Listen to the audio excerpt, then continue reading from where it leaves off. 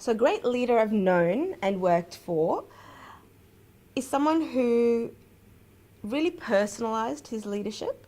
So to me, he always took the time to work out what motivated each person in his team, and he didn't assume that what drove him also drove me.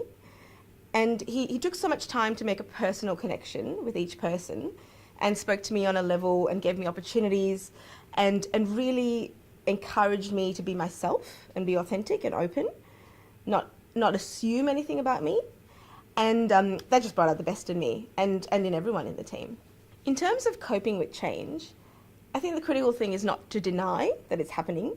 I find a lot of people just go, well, I'll just always do tax and taxable. Everyone needs tax people, death and taxes, all these kind of things.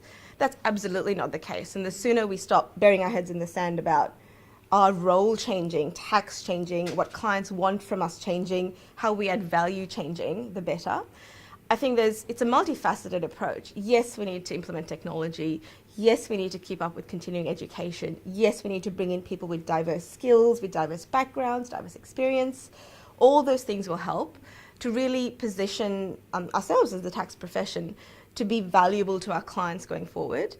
I think the risk of being stuck in a rut of, well, I give you great tax advice, is that in 10 years, that'll become a commoditized product that no one's going to necessarily come to me for, because there's cheaper, easier, better ways to get it. So what can I do that adds value in a broader sense? The best advice I would give myself is to relax, to take it down a notch, to think about this as a marathon and not a sprint. I was so focused when I started about getting to partner, and that was always in my mind an end goal. But then I got to partner and I went, whoa, everything just starts again, and it's a continuing journey. I think I would have focused more on building sustainable skills, deep technical expertise, making myself known, and all the things that would set myself up for success going forward, rather than necessarily going, okay, how quickly can I get to the next level? And I think that's absolutely the number one thing. In terms of new practitioners and how they can best make an impact, in my view, it's about two things in tax. It's about what you know and also about who you know. So in terms of what you know, people will always come to you if you're known for something. You have made the effort to become the best technical expert on something. Whatever that is, if you're famous for it, you will always have clients and you'll always add value.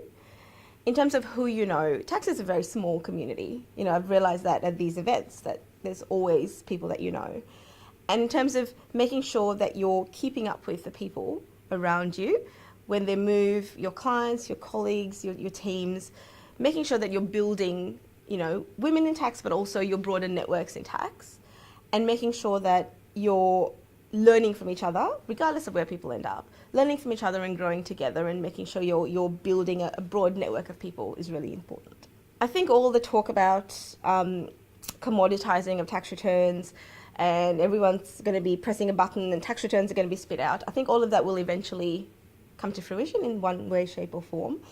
And I think if we then go, well, tax compliance work is all going to be commoditized, what am I bringing that's outside of that? So I think tax professionals in general are going to have to broaden their skills and become more commercial, become more problem solvers, become more lateral in their thinking, as opposed to going, well, I do a great tax job and that's what I do. I feel, and even now I've noticed that when clients come to you, half of their questions, particularly in private business where I work, half of their questions are tax and half of them are business and commercial and transactional and just common sense that we can bring to them from all the other clients we work on. And I think really recognizing the value that we can add as tax professionals by virtue of working with so many people and bringing that to our clients and making connections between them would be really valuable.